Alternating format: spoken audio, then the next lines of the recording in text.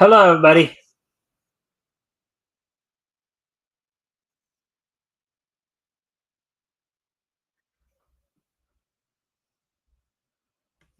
Alrighty then. So today is Thursday, January 2nd, 2025.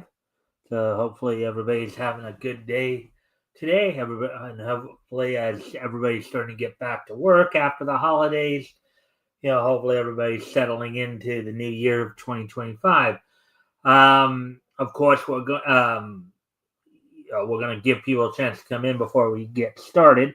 But of course, a friendly reminder: if you haven't already, you guys can and help out by liking and sharing the stream. See if we can get some more friendly people in here to engage. That'd be appreciated. Also, if anything here grabs your attention, feel free to comment and or ask questions. I'll try to answer the questions to the best of my ability.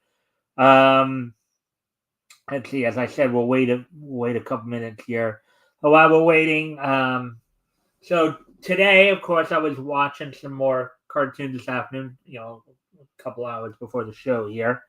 You know, um, got a couple of a couple of Crazy Cat cartoons in there from. Got a Scrappy cartoon from Columbia.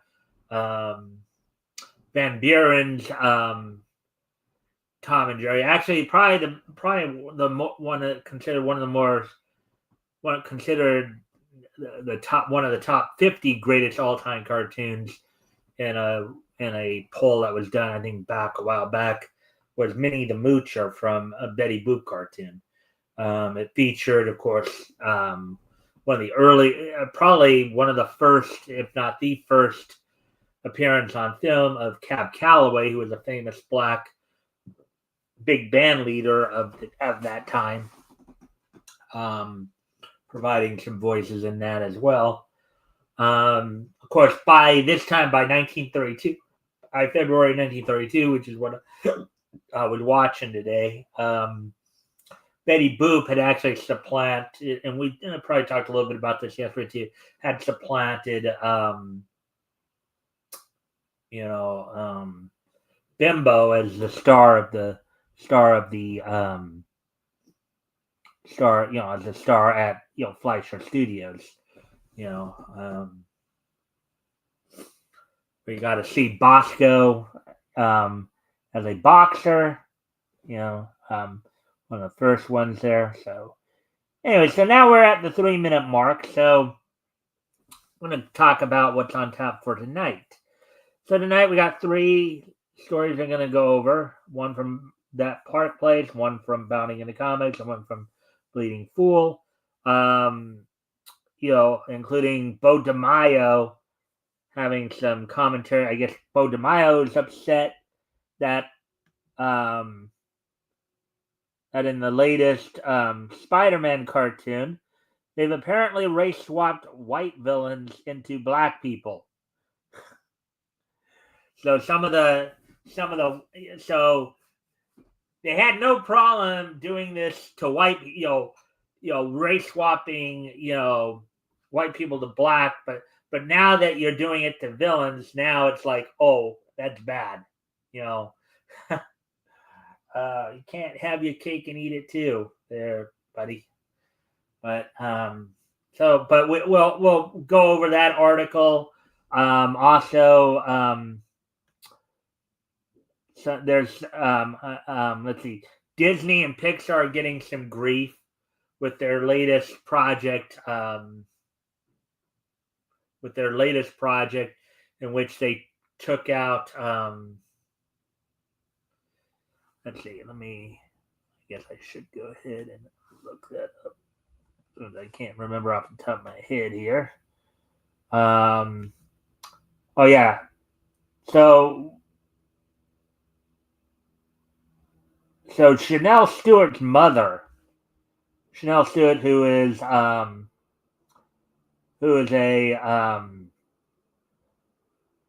who of course got the role of Kai in the upcoming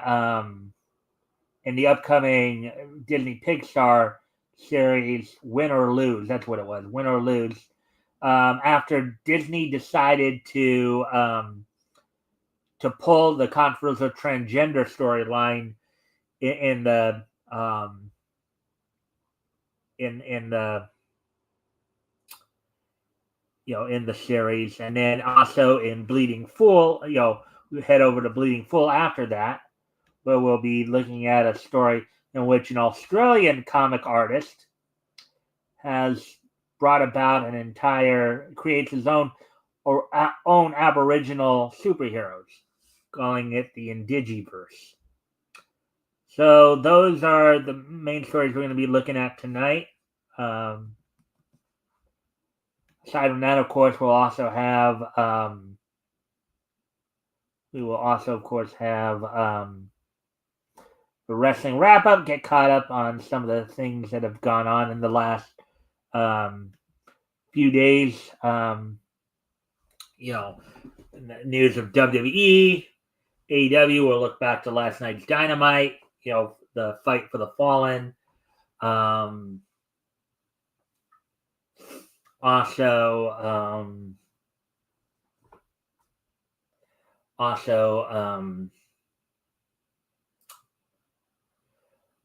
of course, we'll look ahead to tonight's Impact and Ring of Honor shows. As of course, AEW is also preparing. Some of their stores also preparing to partake in some New Japan events this weekend, which we'll talk more about tomorrow, of course, with Wrestle Destiny happening on Saturday. Wrestle Kingdom happening on Saturday, Wrestle Destiny on Sunday, and then Monday New Year's Dash. So, and then of course I'll finish the show off with this this day in each history. So let me just do this.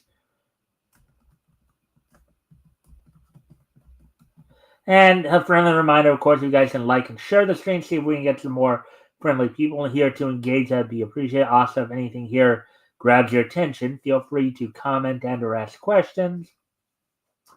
And I will try to answer the questions to the best of my ability.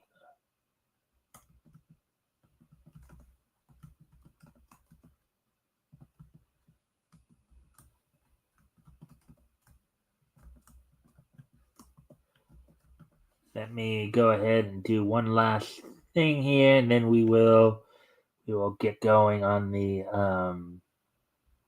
we'll get going on the show here. Get the show rolling here.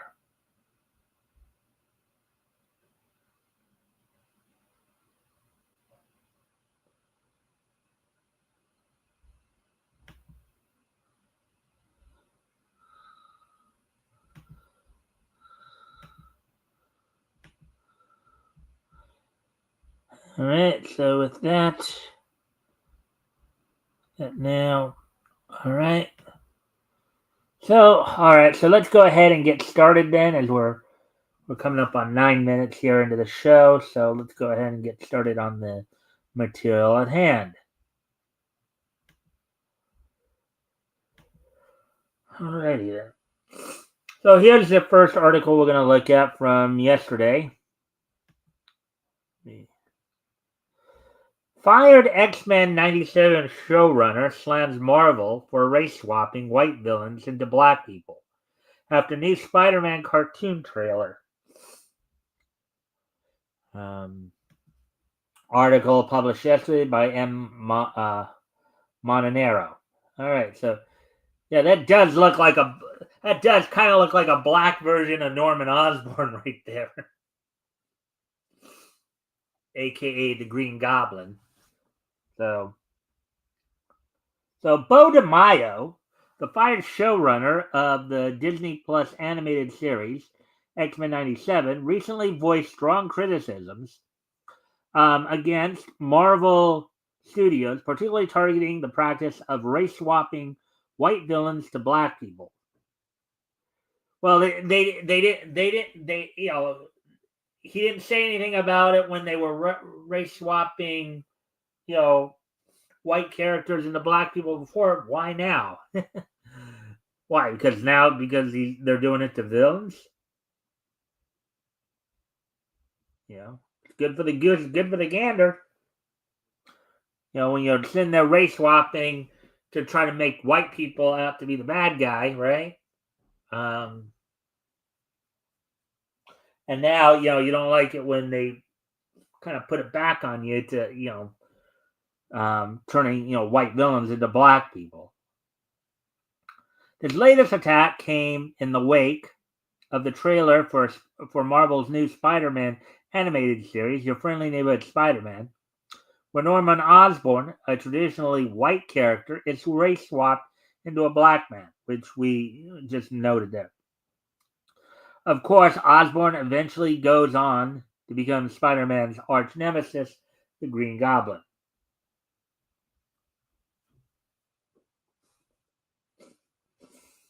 DeMaio took to X to express his concerns. Hey, at Marvel Studios, please stop race swapping white villains to black people. It reads, in smaller quotes, funny, Kang, High Evolutionary, Norman Osborn, Electro, Morta. Well, you don't mind it when they race swap white heroes to black people. You don't seem to mind that. So why not go the other way? Why can't white villains be, if it's all about representation, right? We got to have them more representative. Well, guess what? Black people are just as capable of being villains as white people are.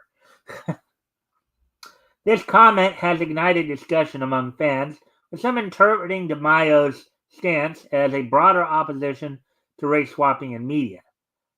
No, because I don't think he didn't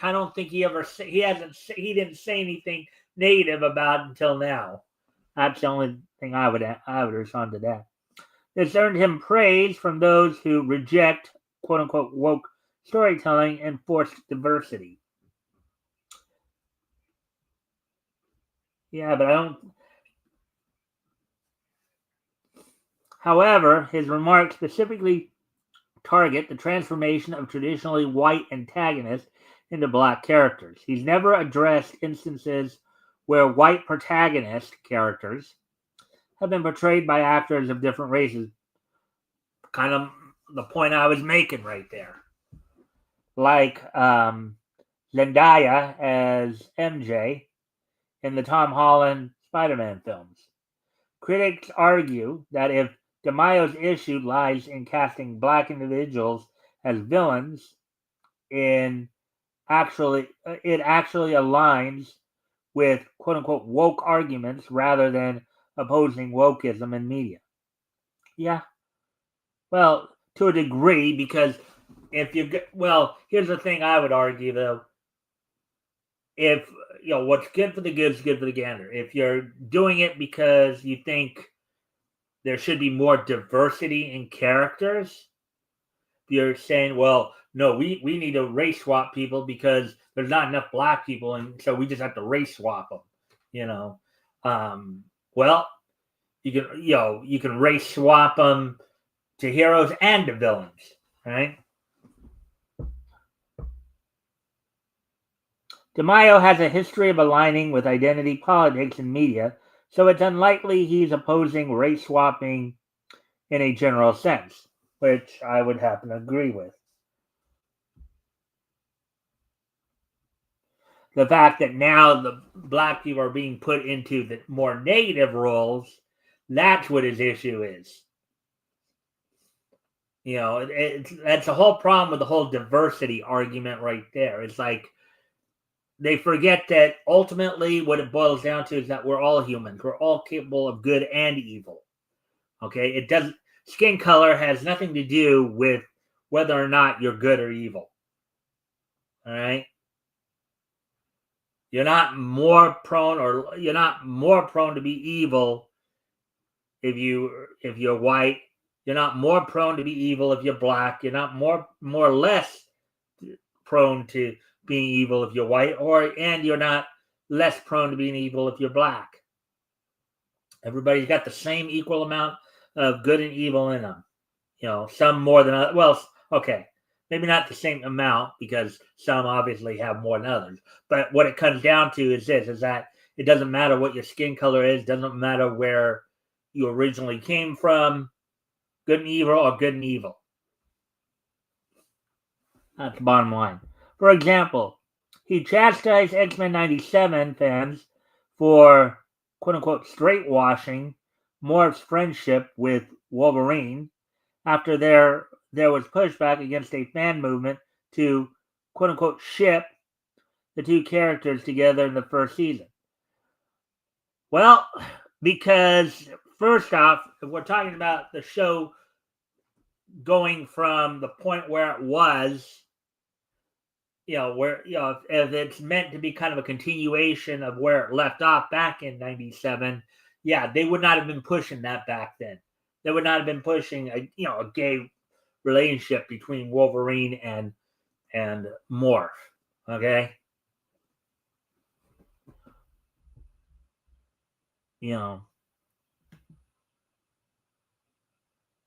They would not have, because they would have known that that would not have flown back then.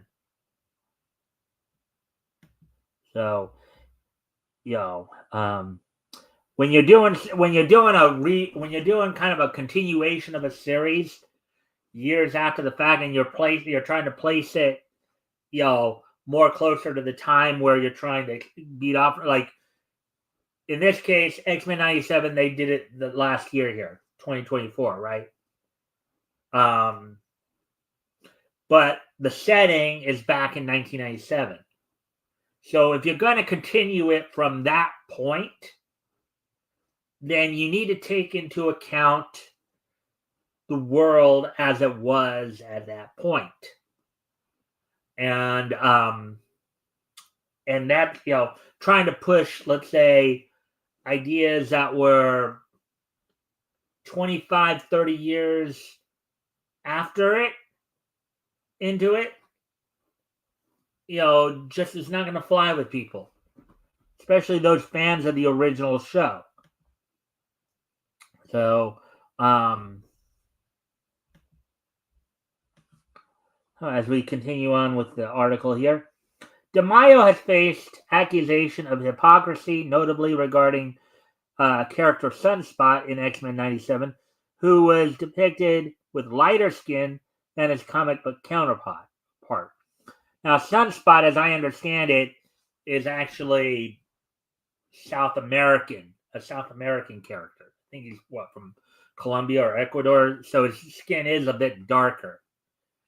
And the fact that Bo DeMaio didn't say anything about that does lead to the hypocrisy accusations. DeMaio responded to these claims by stating the directive came from Marvel and that he opposed it. Quote, asked and answered, unquote, DeMaio said in reference to the perceived inconsistency, quote, this was a Marvel directive. Crew members and I brought up his Afro heritage multiple times. They wanted Latino representation on the team, since Storm and Bishop were already black. As I understand it, I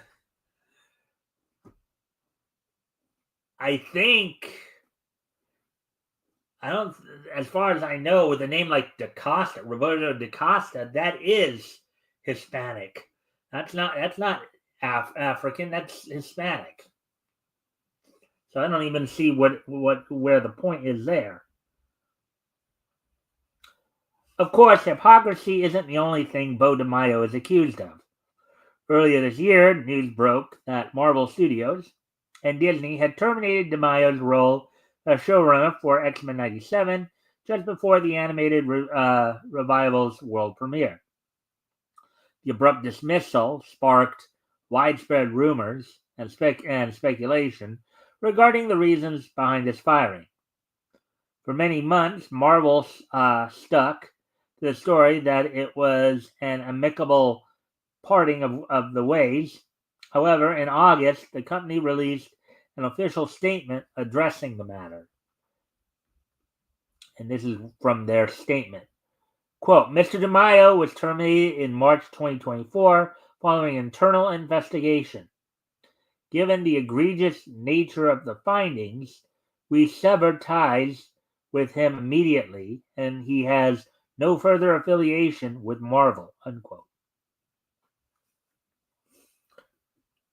So while Marvel cited an internal investigation as the reason for DeMaio's termination, details remain murky. Rumors from supposed insiders allege that DeMaio was dismissed for sending inappropriate photos to staff members, with additional allegations pointing to physical and sexual misconduct with colleagues.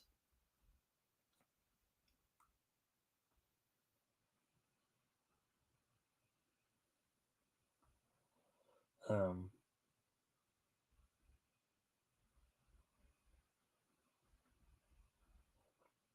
DeMaio has consistently denied these accusations, asserting that his firing was rooted in prejudice over his sexual orientation.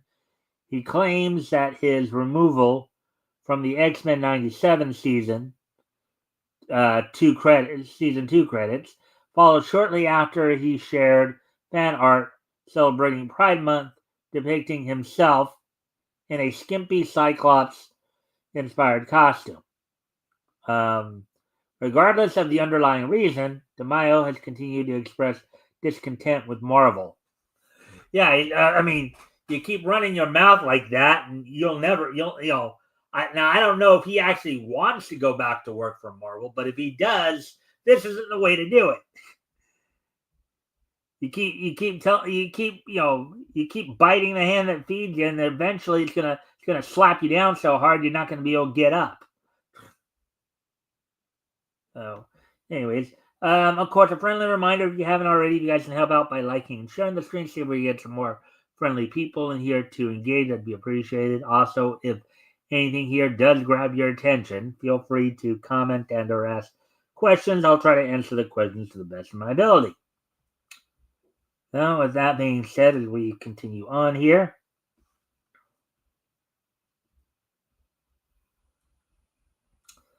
following his departure, he has been vocal on social media platforms, recently sharing his critical views of the third season of What If on Disney Plus and blasting Marvel for abandoning his future plans for X-Men '97. Now, with that statement, I did, the other, when we were talking a little bit about it a couple nights ago, right, when I had Metal on, I mentioned this, and not that I'm going to sit here and go too deep into the idea, but a theory I'd kind of thrown out there, this the other night was the first time I even said this, mentioned it, because it's just a theory. It's nothing confirmed. It's my own personal theory here. Is I think my own personal read on the situation is I think DeMaio wanted to push more, like a lot stronger, more woke content, like particularly with the LGBTQ stuff. And I think some of the executives at Disney didn't want to go as far with it as he wanted to. And that may have been a contributing factor to him getting fired. The other stuff is what they used to actually get him out, like the inappropriate photos claiming that he was difficult to work with. But I think one of the other things was that the theory I have posited there a couple of nights ago is that maybe he wanted to put more like woke LGBTQ propaganda into the show than the executives really felt comfortable with, especially in light of the backlash they got over it. So, because from what we've heard from people who have actually watched it, right? It supposedly isn't as bad as we were all led to believe. Like I think a lot of people were feeling like they were going to really push hard on the whole thing with the whole thing between Wolverine and Morph. right?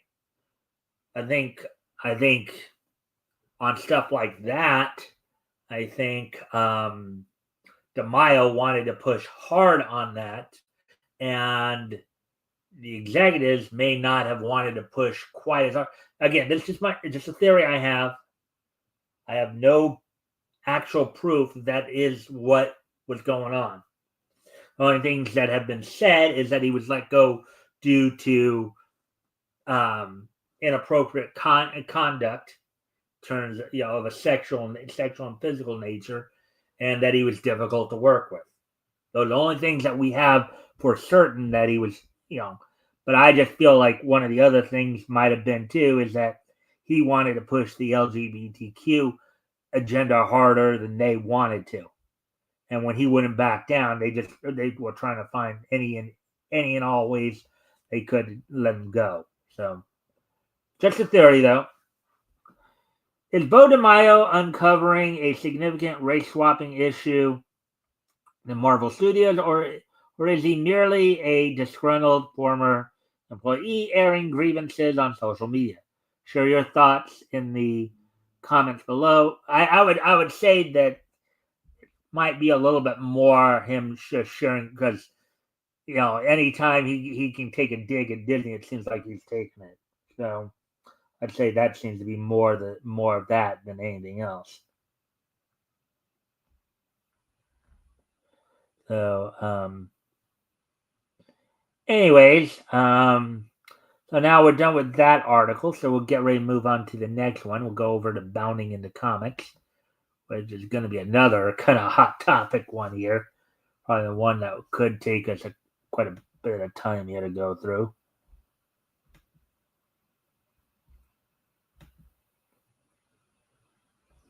So here we go with this one right here. Actor's mother bemoans, in smaller quotes, setback to the LGBTQ plus community, on smaller quote, after Disney pulls transgender storyline from Pixar's Win or Lose. Article by Bill Oduori, published today. So let's get into this. Pixar, of course, the same company that gave us Toy Story, and you can see the kind of animation involved there. Very Toy Story Toy Story esque. Pixar's Win or Lose will finally premiere on Disney Plus on February 19th, 2025. So about 7 weeks, I'd say, 7 weeks away. After being pushed back for over a year. However, the series has already made headlines after Disney announced that it will no longer include the transgender storyline of one character. Despite the character not being dropped from the show, the family of the actor who plays the role and a group of Pixar employees have come out to condemn Disney.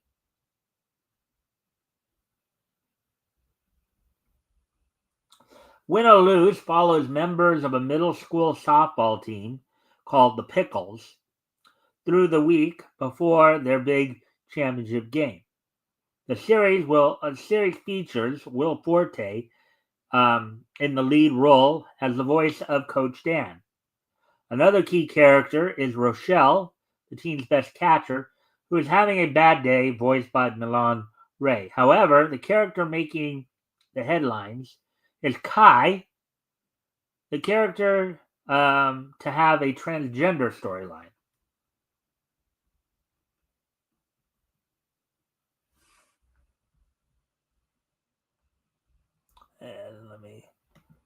And again, if you haven't already, you guys can help out by liking and sharing the stream. See if we can get some more friendly people in here to engage. That'd be appreciated. Also, if anything here grabs your attention, feel free to comment and or ask questions.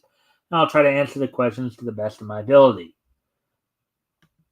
So, moving on here. In unverified scenes of the removed storyline leaked online, Kai is seen standing outside a public toilet, confused about whether to enter the men's or women's restroom. One character goes to help Kai into the women's restroom. Kai also feels unaccepted in the team, but her father and their coach reassure her. The storyline would clearly be controversial considering the raging political discussion over biological men in women and girls' private spaces such as toilets and locker rooms. Um, so while announcing the removal of the transgender dialogue, Disney said, quote, when it comes to animated content for a younger audience, we recognize that many parents would prefer to discuss certain subjects with their children on their own terms and timeline, unquote. The announcement seems like a step forward towards moderation after the company's woke agenda was blamed for its $100 billion loss um, in market cap, that's market capital or earnings basically, since 2021. Yeah, I mean, what what the what the LGBTQ plus community does have to kind of understand and realize that regardless of the circumstances, they're still a minority. Still a minority in terms of number of people. They're still a minority in terms of influence. They're still a minority, in priority of what is important to most people. And when they try to force themselves on people, when you try to force somebody to accept you, that's not going to go over too well.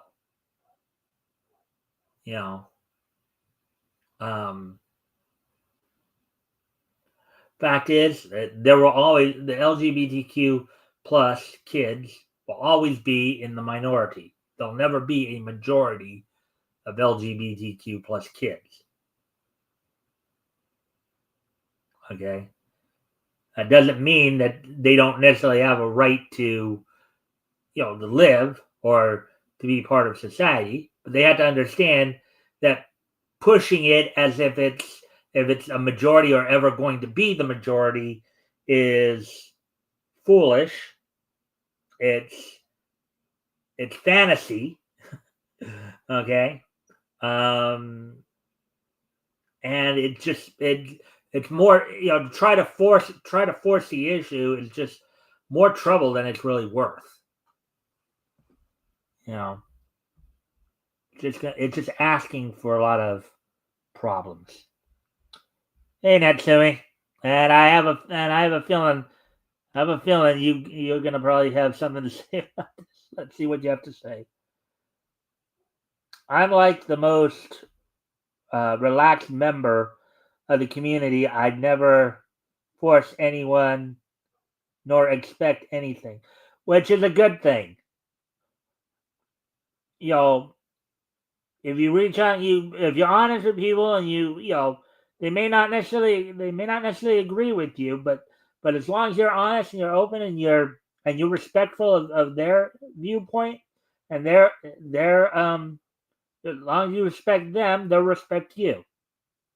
And there's and I'm not necessarily saying that you yourself are doing this, but I'm saying that there are people in that community that will that with and even maybe people even outside the community because they're trying to be woke, right? Who unfortunately do try to force the issue, and that's where a lot of the tension comes from when you try to force it. It's just the people that make it their mission to ram it down people's throats. And you're correct. You're absolutely right. And when people start to realize that and realize that is not the way to go, you might find that ultimately people might be more willing to accept them as their own, as who they are. You know.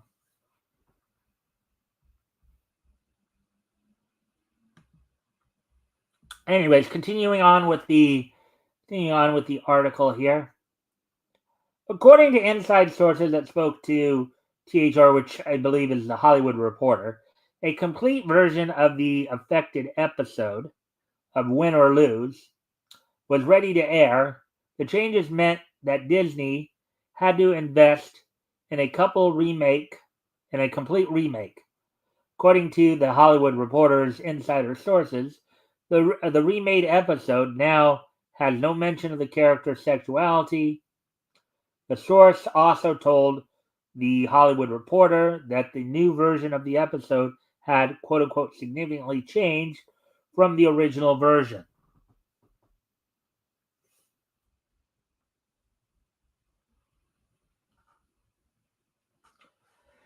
Disney's decision. Well, my guess is one of the other reasons why Disney. Well, again, they kind of mentioned it too. The backlash against the woke agenda, the fact they lost money from it.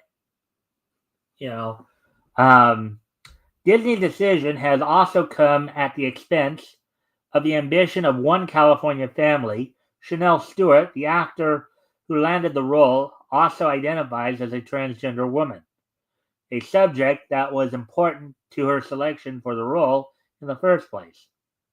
Her character, Kai, will now simply be another straight girl on the team. Stewart still retains her role as a voice actor, but the removal of the transgender script has offended her family, as they expressed their comments in an interview.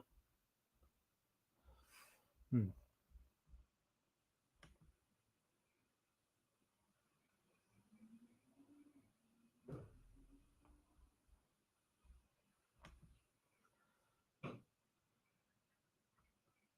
Don't make it your don't make it your personality.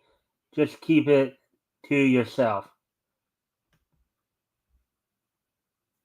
Yeah, that some people would argue that might even be an even better. Don't make it your personality, or don't make it a part.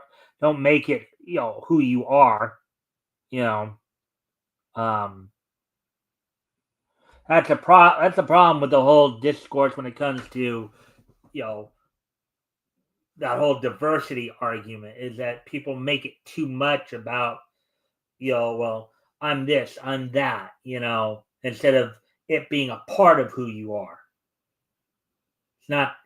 It's a part of who you are, but it's not the entirety of who you are. You know. So,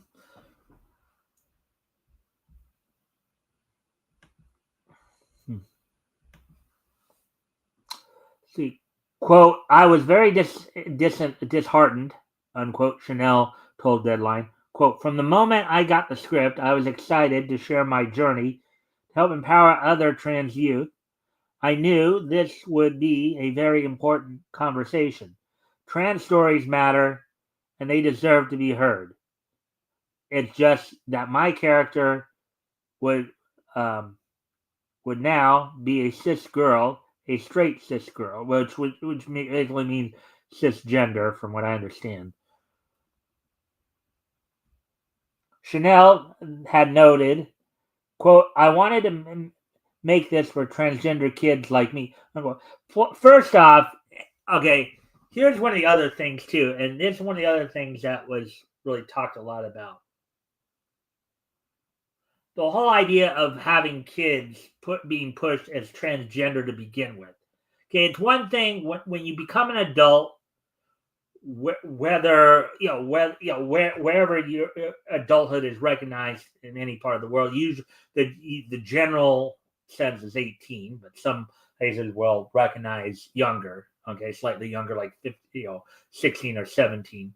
But if as an adult you feel, something, I wake up one day, even though I was born a man, you know, I feel like I'm a woman and feel I should go and go full bore and just completely just transition, that's your affair if you're an adult. But pushing this stuff on kids, they should be allowed to mature naturally before being put into that position to. I mean, I've commented many times that this type of stuff should not be pushed on kids. All right? Let them be kids. That's my point on this particular issue. So there shouldn't even be a discussion here regarding to it, my opinion. And it's not just LGBTQ stuff. I just think certain sexual topics should not be put on kids. For middle school, I don't even think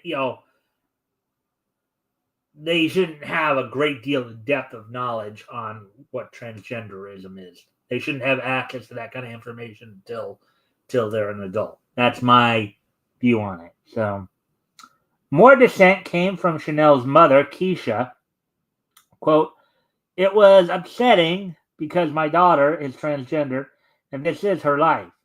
I felt like it was very important that we not hide that fact," unquote, she said.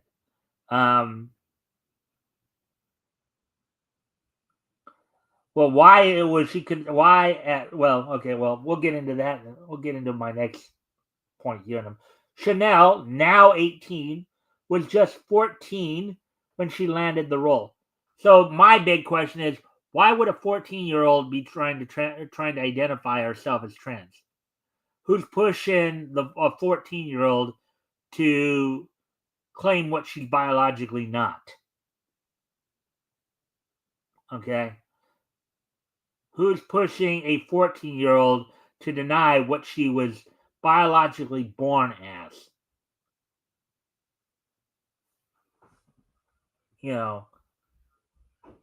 That's one of my other issues with that.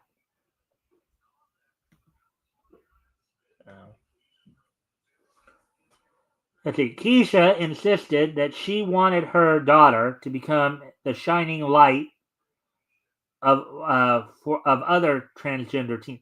So I wonder if the mother sounds like the mother may have pushed this whole idea of transgenderism on her daughter. Um, you know, I mean, it does. I mean, why would you be pushing this kind of thing on a 14-year-old? That's the argument I would be making. Quote, "There may be some parents out there who are not ready to have that conversation, but this is the world we live in and everyone should be represented." Not necessarily. You don't need to represent. You don't need everybody represented. Okay, transgenders are still going to be a minority, character, and you can still have the and even if you wanted to try to, at least acknowledge the simple that that just actually it shouldn't be. It shouldn't be. So everyone deserves to be recognized, and it felt like it was just another setback for the LGBTQ community. Because it's very hard on transgender teenagers, unquote, she said. She added.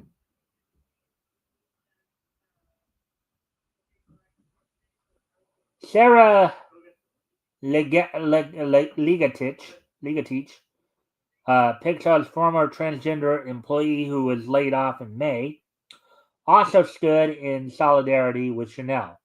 Quote, "I can't tell you how much I cried yesterday thinking about the conversation with David. parentheses, win or lose producer, parentheses, had to have with, in bracket, Chanel. Not only are you asking someone to play someone they're not, but also to get them to wrap their mind around a political conversation that is just so beyond them. Yeah, well, it's your fault for making it a political conversation by trying to push it down people's throats. You're the ones who are sitting there like crying fire, fire, fire in the theater there. You're the ones who are trying to bring attention to it when people don't want to have that attention brought to it.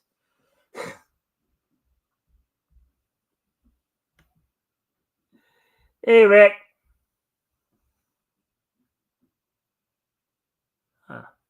Let's see. I'm too young for this stuff. Let me be a kid again. Yeah. Hey, Rick.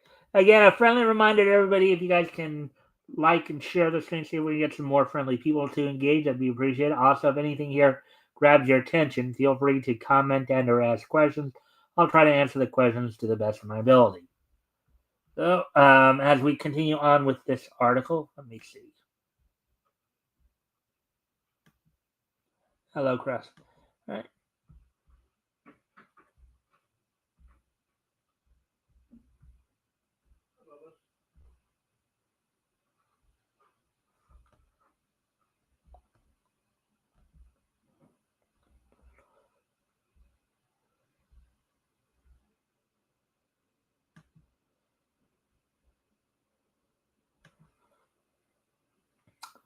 They had the story in the can for 2 years, so they could have released it in a Biden presidency, and they chose not to. Unquote. Ligatich told the Hollywood Reporter. This announcement comes just a few months after Disney was heavily criticized by its own employees for scrapping an episode of the animated series Moon Girl and Devil Dinosaur, which centered around a transgender character.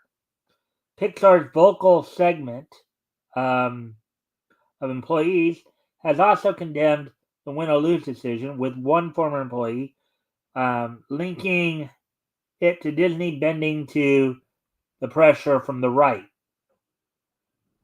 Well, I don't know. I think the fact is a lot of people feel that the executives were bending from the pressure from the left before.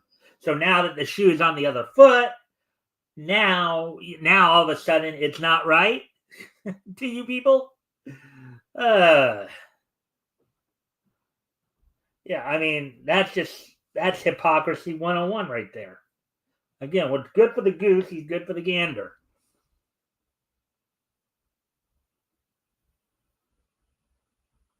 Quote, the episode in its final form was so beautiful and beautifully illustrated some of the experiences of being trans. And it was literally going to save lives by showing those who feel alone and unloved that there are people out there who understand.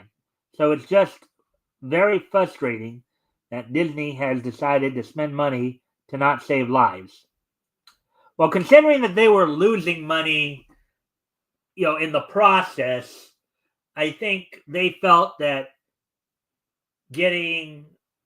trying to get the audience members back that were going to be willing to pay for the money instead of losing the money to push something that to kind of force a minority into the forefront. I think they felt that was a better investment plan. Another former Pixar employee who saw the episode said,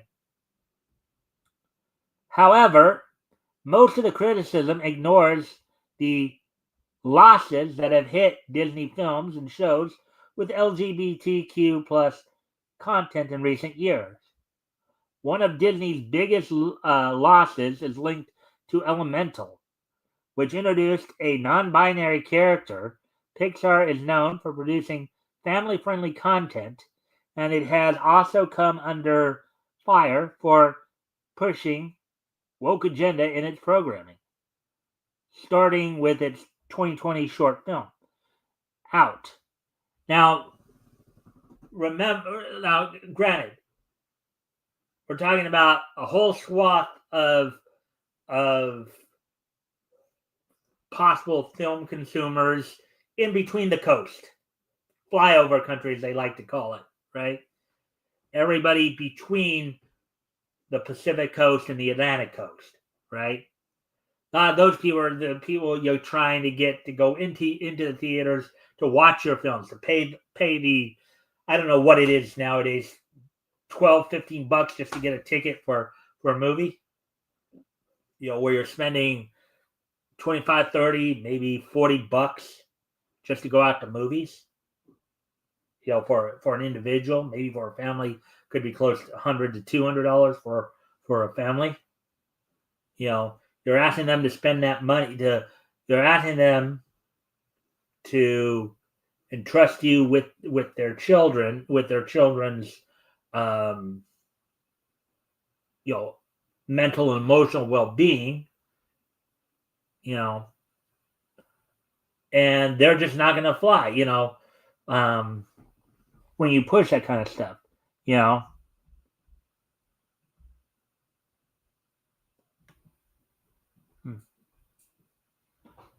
Anyways, as we continue on here, let's for other Pixar family programs openly displaying LGBTQ plus characters include Onward, which was banned in 4 Middle Eastern countries, and Strange World, which became one of Disney's biggest box office bombs of all time. Yeah, it's kind of funny too, because a lot of these same woke people who are pushing LGBTQ stuff are also, a lot of them are pro-Middle Eastern countries, even though a lot of those same Middle Eastern companies have even, let's say, stronger prejudices against the LGBTQ plus community. So go figure the logic on that one. Anyways, while it is not clear whether Disney's decision has something to do with the financial woes linked to similar content in the past, Pixar's financial struggles are clearly a major concern.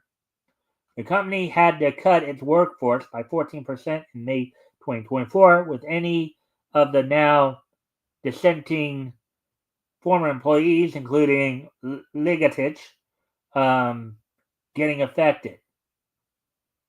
Yeah? Because again, the people that you want to try to buy your products, if you're trying to push something on them that they don't want to see, they don't want their kids to see, they will just simply turn you off or turn away.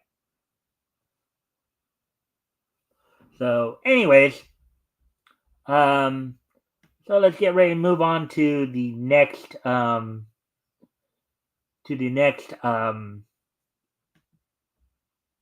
article here. Oh wait, actually, let me see. Oh wait, I don't know why I did that, but anyways.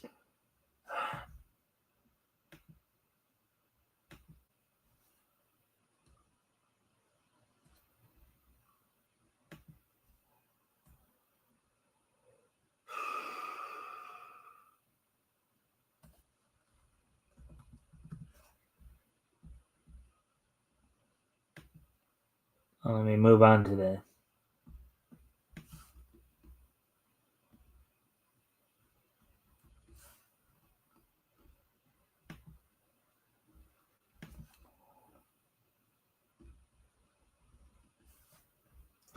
All right, so before we do get into this one, I do need to step away from the computer for a moment, so I'll be right back. I'm going to put some music on to keep you guys entertained for a moment. But when I come back, we'll get into this story. We'll start to wrap things up a bit.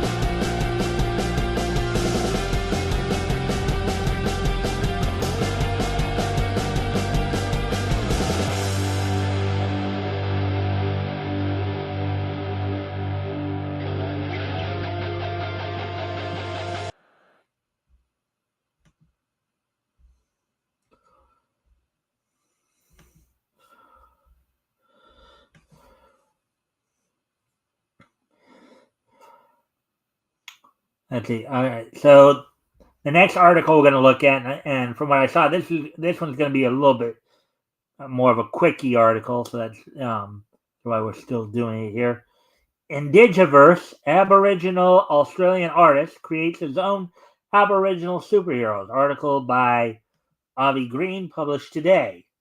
So let's take a look at this one then.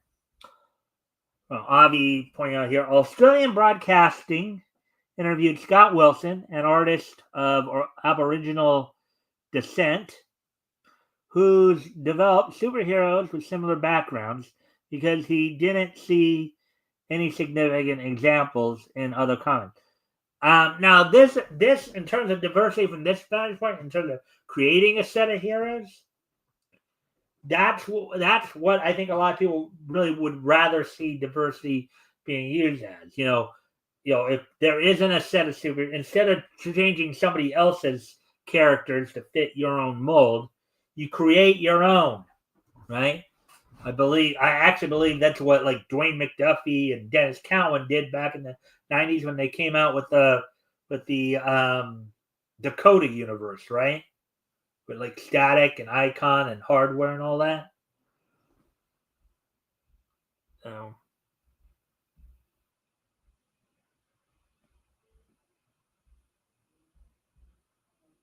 all right, so let's see. So now going to the Australian Broadcasting article here.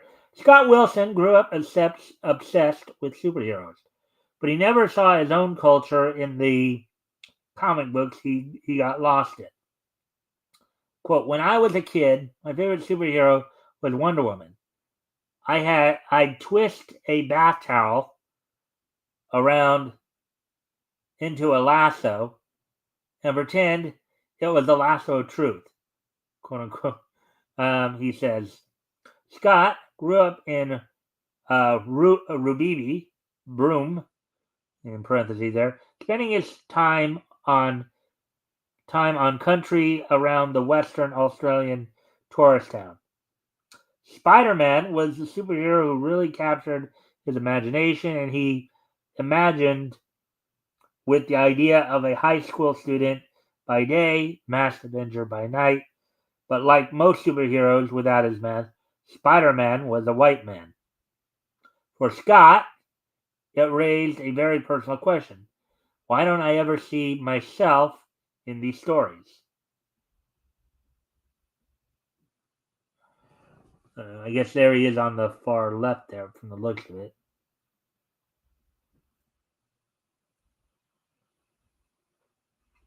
And then Avi here.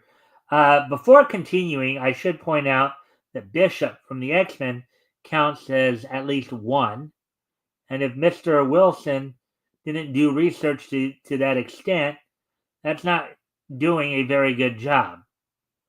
There's also Black Panther, Luke Cage, Black Lightning, Storm, even Bumblebee from the Teen Titans.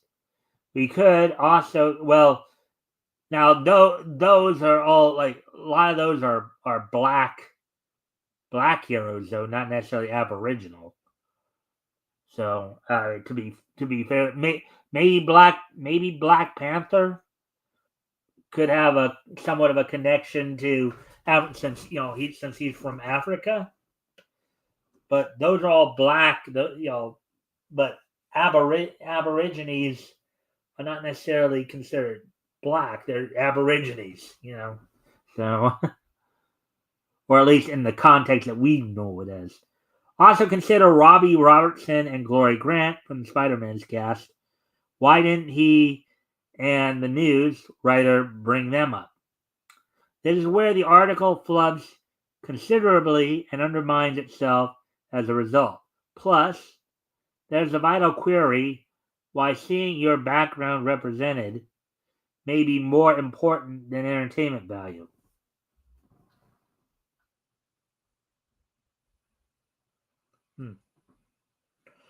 Yeah, I mean, and consider parts of the world too. I mean,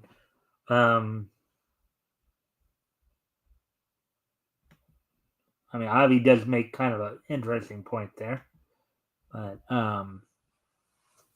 as he grew up and learned to make his own superheroes, Scott found the answer in creating comics that draw from the world's oldest living culture, and by sketching its newest figures, he called it the Indigiverse. In this universe, the superheroes talk in traditional language and draw their power from the dreaming. Hmm. All right. Well, that's not necessarily. I wouldn't say that's a bad thing. Let's see what Avi has to say here.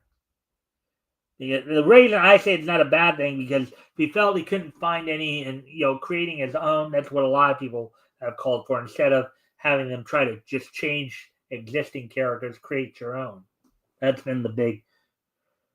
Let's see. So Avi then goes here. I appreciate he's developing his own products, but I think it's farcical already when some creators rely so heavily on the superhero theme rather than put more emphasis on adventure themes and making the stars of the show adventures with sci-fi and fantasy powers without touting them as superheroes per se.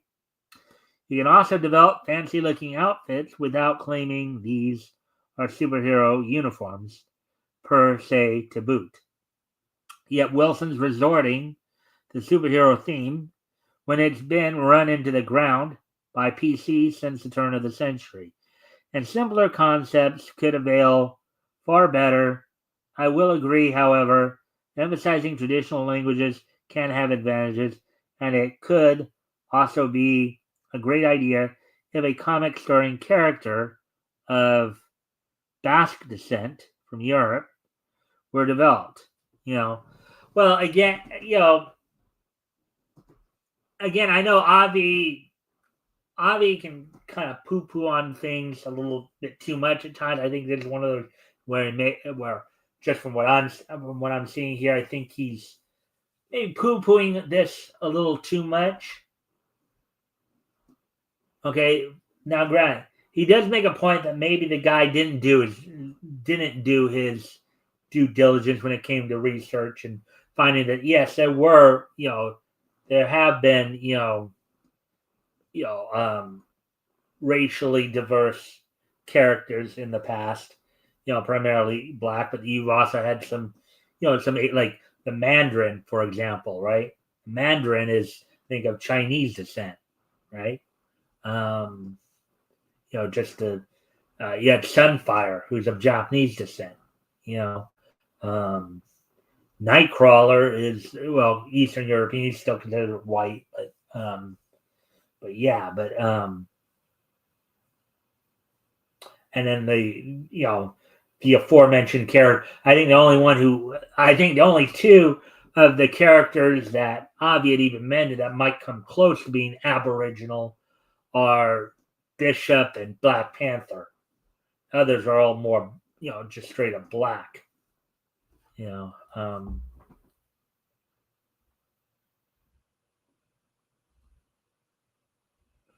so Wilson also told of his experience as growing up. So that was Avi speaking. Now getting back to the article here from the article he's referencing.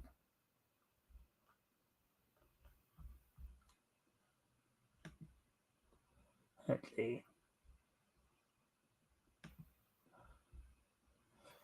He described himself as a shapeshifter. Chess, rugby, basketball, art. He did everything wanting to excel and be the best. But it couldn't shield him from the prejudice he was confronted with whenever he did um, things like going to the local shop. And another character that I just remembered from Disney's Gargoyles, Dingo.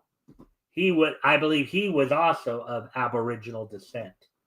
So there's another one. Um, in parentheses, quote, shop staff, in brackets, would check your bag, and, in brackets, I thought, oh, that's probably just how they do it with all kids. But I noticed they weren't checking any of the other non-indigenous students' bags, unquote. Scott says, quote, I just was very blasé to these concepts of racism. I never really thought of myself as Aboriginal, um, in brackets here, when I was in Rubidi, because I was in my class with majority Aboriginal students, and we didn't say in small quote, hey, I'm Aboriginal, on small quote. We just say in small quote, oh, I'm Gooniyandi, um, in small brackets. You know who your mob is. Quote, it wasn't until people started pointing out, small quotes, hey, they're only doing that because you guys are black, unquote. Um, as he was learning to deal with these concepts of racism, finding his voice as a young creative, a tragedy struck that shaped his art forever. Dealing with loss while boarding at Hale, Scott lost a beloved cousin Adam in a car crash. The sudden death rocked him. Quote, Adam was my big brother, basically, and he loved his cars. He had this brilliant, beautiful gold car, the Golden Boy, unquote, Scott says. Quote, in brackets, he used to drive around town. You know, all the girls used to sing out. Everyone knew him, unquote.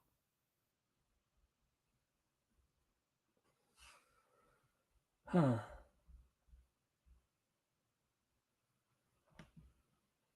Let's see. As we continue on here. Again, if you haven't already, you guys can help out by liking and sharing the stream. See if we get some more friendly people in here to engage. That'd be appreciated. Also, if anything here grabs your attention, feel free to comment and or ask questions. I'll try to answer the question the best of my ability. So, with that, continue on here. On this, and then this is Avi responding to what was just said. On this, I'm most terribly sorry for his loss of a beloved relative. And on the subject of racism, he's got valid points that were confirmed in recent years when a report came out that in the West Australia province there was an alarming case of racism at local schools during 2021, made worse by how Aboriginal girls were the main victims, and a combined racist misogynistic slur was used by offending students against them. Whether or not it's been dealt with, it proves that without vigilance, racism can still prevail in the modern day and age. This is stuff the woke movements in the USA don't seem to pay any attention to, and as a result, their whole platform is farcical, based on the lack of altruism involved. Wilson might want to do some research on that kind of stuff if he really wants to address the issues of racial prejudice in modern times.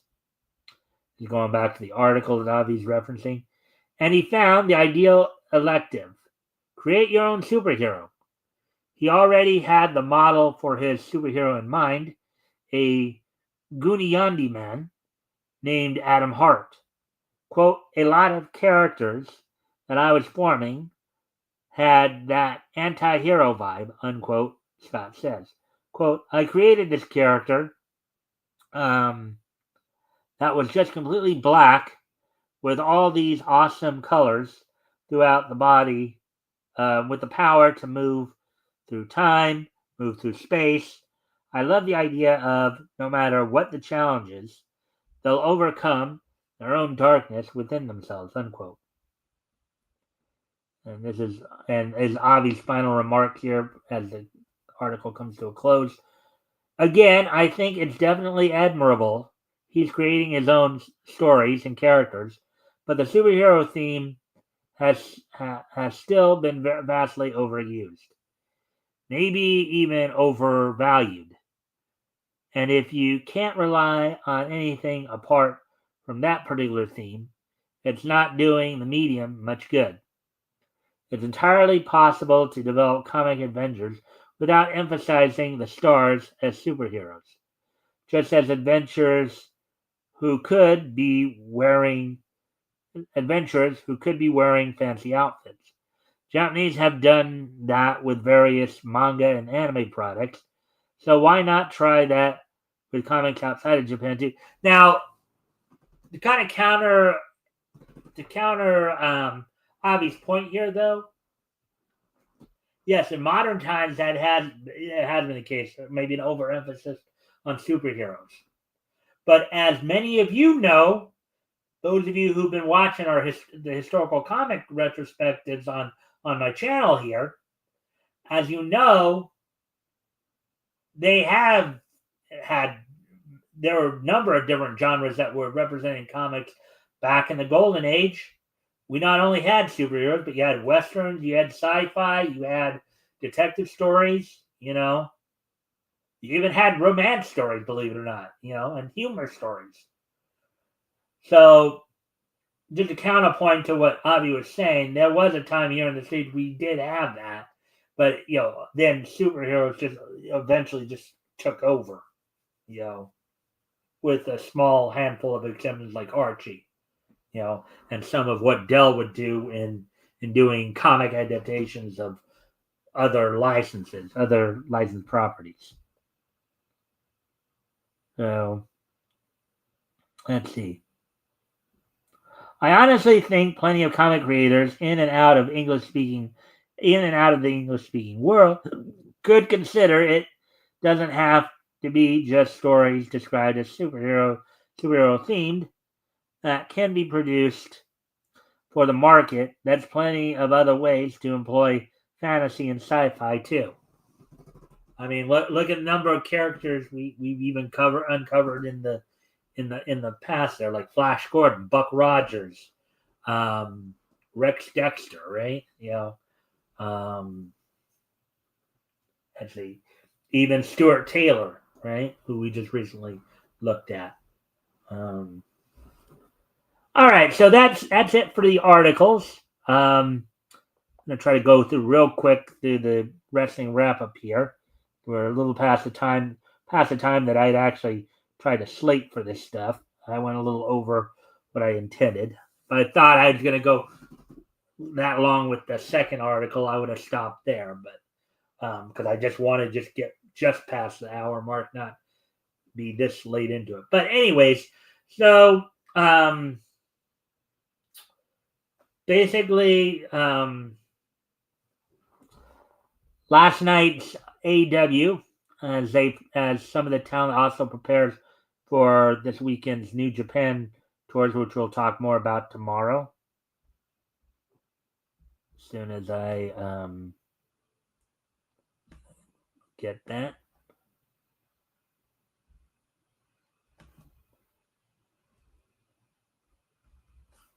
So for last night's AEW's Fight for the Fallen event, which was to raise money to benefit the victims of the hurricanes that hit on the East Coast this past fall.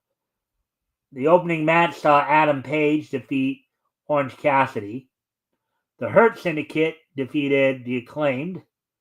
Julia Hart defeated Jamie Hayter in a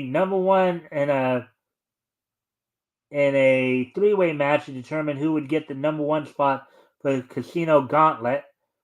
Jay White defeated Roderick Strong and Swerve Strickland. In a 2-on-1 handicap match, Powerhouse Hobbs defeated John Cruz and Rob Killjoy. And the main event saw the team of Rated FTR of Cope, that's Adam Copeland, formerly known as Adam Copeland, formerly known as Edge. Cope teaming with the team of FTR of Dax Harwood and Cash Wheeler, defeating the Death Rider members of AEW World Champion Jon Moxley and 2/3 of the AEW World Trios Champions Claudio Castagnoli and Wheeler Yuta. So with that, now we're gonna move. Let's see. Oh yeah, let me look ahead to tonight. tell you about what to look forward to tonight's Impact and Ring of Honor shows. So on tonight's Impact on Access TV, Kushida will be taking on Ace Austin in a battle in the X Division battle. Rhino takes on Ryan Nemeth in an 8-woman tag match. TNA Knockouts champion Masha Slamovich teams with 3-time TNA Knockouts champion Jordan Grace and current TNA Knockouts tag team champion Spitfire of Denny Luna and Jody Threat to take on Ash and Heather by Elegance, Rosemary, and Tasha Steeles. So that's all, and that's all happening from Center Stage in Atlanta, Georgia. And then on tonight's Ring of Honor, which was taped back on 21st from the Hammerstein Ballroom. Ashley Vox will be taking on Harley Cameron in an eight-man tag match. The Iron Savages of Beefcake Boulder and Bulk Bronson teaming with Dark Order's Alex Reynolds and Evil Uno will be taking on Shane Taylor Promotions of course, Shane Taylor, Lee Moriarty, and the Infantry of Carly Bravo and Sean Dean. Red Velvet defends the Ring of Honor Women's World Television title against Hanako from New Japan. Homicide makes his return to Ring of Honor as he teams with his former Rottweilers teammate Rocky Romero to take on Action Andretti and Leo Rush. The Outrunners are set to take on Brady Booker and Elijah Drago. The main event we'll see in a Ring of Honor World Television Proving Ground match. Commander will be taking on QT Marshall. If QT Marshall wins, he will get a chance. He will get a shot. He'll get a chance to take on Commander for the Ring of Honor World Television title. So with all that being said, now we're done with that part. So now we're gonna go through. So today being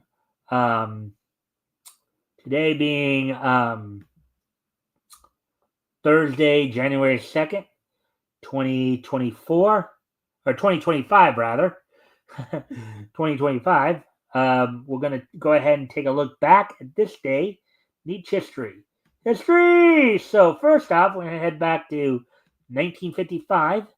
70 years ago today, and on this date, 70 years ago today,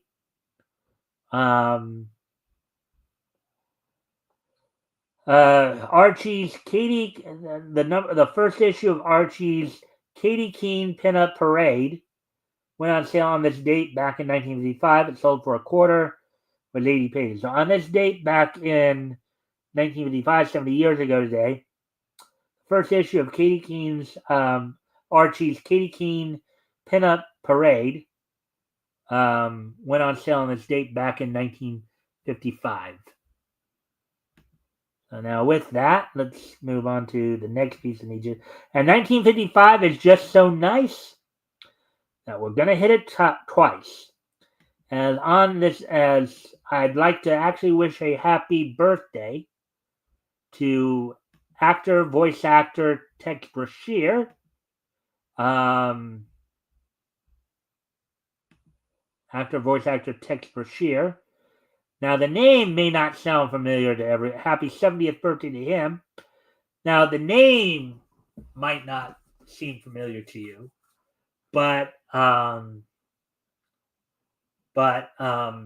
roles he's known for, for those who particularly grew up in the 80s, you probably remember hearing his voice in some commercials, as he provided the voice of Tony the Tiger in Frosted Flakes, Sonny the Cuckoo Bird in Cocoa Puffs, Lucky the Leprechaun in Lucky Charms, Charlie the Tuna in Starkiss Tuna. So happy 70th birthday to Tex Brashear, who provided the voices Tony the Tiger, Sonny the Cuckoo Bird, Lucky the Leprechaun, and Charlie the Tuna. So happy 70th birthday to him. And finally, on this date, 15 years ago today, on this date, Magic Bus's Cobra the Animation was released on Japanese television on the BS11 network. On this date, 15 years ago today. So 15 years ago today, Cobra the Animation from Magic Bus premiered on Japanese television. So with that, I do thank everybody for being here tonight. I hope everybody enjoyed the show. We probably did delve into some pretty hot topics here. So, but with that, I thank everybody for being here, and I hope to see everybody back here tomorrow. Bye.